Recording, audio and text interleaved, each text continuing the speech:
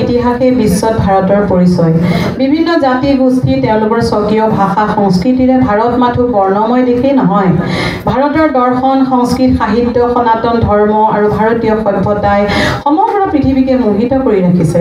আনকি উন্নয়নৰ শীৰ্ষত অৱস্থান কৰা পশ্চিমীয়া দেশসমূহেও ভাৰতীয় দৰ্শন আৰু সংস্কৃতিৰ বিভিন্ন উপাদান গ্ৰহণ কৰি নিজৰ দেশৰ সভ্যতা সংস্কৃতি পৰিপুষ্ট কৰিছে ভাৰতৰ গুণী জ্ঞানী বিদগ্ধ পণ্ডিতসকলে ৰচনা কৰা বেদ পুৰাণ শাস্ত্ৰ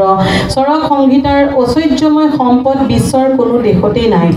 তপস্বী ঋষিমুনিসকলে হাজাৰ হাজাৰ বছৰ জোৰা তপ আৰু সাধনাৰে গঢ়ি তোলা যোগশাস্ত্ৰ আৰু সুস্বাস্থ্য আৰু নিৰোগ জীৱনৰ বিধি নিৰ্ধাৰণ কৰি যোৱা আয়ুৰ্বেদ আজিও নিৰোগ দীৰ্ঘ জীৱনৰ মহা সঞ্জীৱনী মন্ত্ৰ ভাৰততে ৰচিত আয়ুৰ্বেদৰ জ্যোতিয়ে এসময়ত পৃথিৱীক সুস্বাস্থ্যৰ পথ দেখুৱাইছিল উচ্চ মানদণ্ডৰ জীৱনশৈলী আৰু দীৰ্ঘ জীৱনৰ কান্তি হৈ পোহৰ বিলাইছিল কালক্ৰমত পশ্চিমীয়া সভ্যতা সংস্কৃতিৰ প্ৰভাৱত স্বাস্থ্য বৃদ্ধি আৰু জীৱনশৈলীৰ এই বহুমূলীয়া জ্ঞান আৰু সম্পদ আমাৰ পৰা আঁতৰ হোৱাই নহয় অকল পশ্চিমীয়া সভ্যতাৰ আমদানিকৃত জীৱনশৈলী বিশেষকৈ খাদ্য অভ্যাস আৰু চিকিৎসাই প্ৰাচ্যৰ পৰম্পৰাগত জীৱনশৈলী তথা সংস্কৃতিক এনেদৰে গ্ৰাস কৰিলে যে আজি যিকোনো বয়সৰ এজন লোকে মধুমেহ কক উচ্চ ৰক্তচাপ কক হৃদৰোগ কক আদি আক্ৰান্ত হোৱাটো তেনেই সাধাৰণ কথা হৈ পৰিছে কিন্তু ৰুগ্ন ব্যক্তি তথা ৰুগ্ন জাতিয়ে কেতিয়াও উন্নতিৰ জখলা বগাব নোৱাৰে কাৰণ সুস্বাস্থ্যই হৈছে জীৱন শক্তিৰ আধাৰ আৰু এটা জাতিৰ সুস্থ তথা নিৰোগী সত্তাই হৈছে জাতীয় উন্নতিৰ সোপান জাপানৰ দীৰ্ঘজীৱী লোকসকলে নিজৰ সুস্বাস্থ্য আৰু দীৰ্ঘায়ু বলত উন্নতি আৰু প্ৰযুক্তিৰ আকাশলংঘা সফলতা লাভ কৰিছে গতিকে ভাৰতবৰ্ষৰ দৰে এখন ঐতিহ্য পৰম্পৰাৰে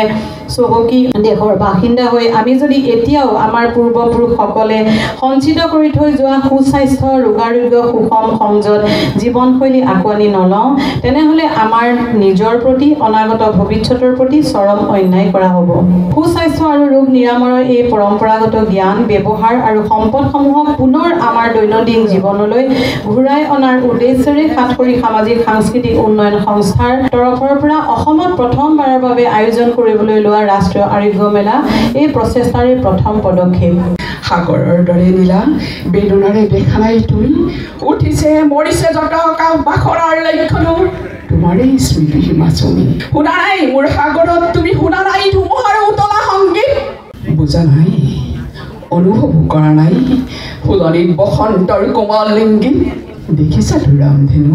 বাৰিষাৰ আকাশত ডাৱৰৰ মোহন গৌৰৱ প্ৰেমৰ পোহৰ দীপ্ত মৰিয়া আকাশত দেখিছানে ৰঙৰ উৎসৱ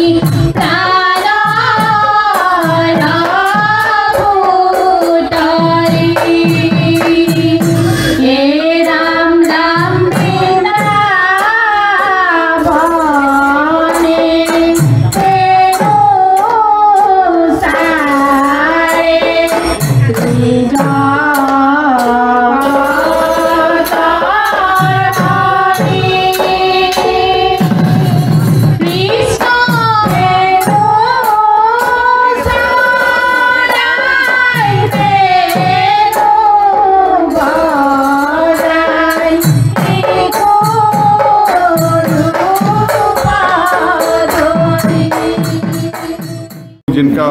पब्लिक में रीच है, जिनको एक पैशन है, जिनको पब्लिक को हेल्प करना है, जिनको इन चीज़ों का प्रचार प्रसार करना है, तो मुझे लगता है कहीं ना कहीं हम पीछे छूट गए हैं। और इस सब चीज़ों का एक कोलैबोरेशन आज के जो ज़माने में, साइंस के ज़माने में, एक हमें कोलैबोरेशन करना चाहिए।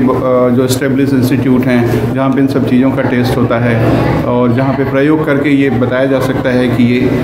इफ़ेक्टिव है, इफ़ेक्टिव नहीं है, या इसको थोड़ी थोड़ी मात्रा में ली जा सकती है, या इसकी पोटेंसी इंक्रीज़ करी जा सकती है, या इसका साइड इफ़ेक्ट कम करा जा सकता है। तो इन सब चीज़ों पे काम करने की ज़रूरत है। एक फार्मास्यूटिकल इंडस्ट्री को भी सामने आना होगा इस चीज़ को प्रमोट करने के लिए, और बहुत ही पैशनेट लोगों की आवश्यकता है।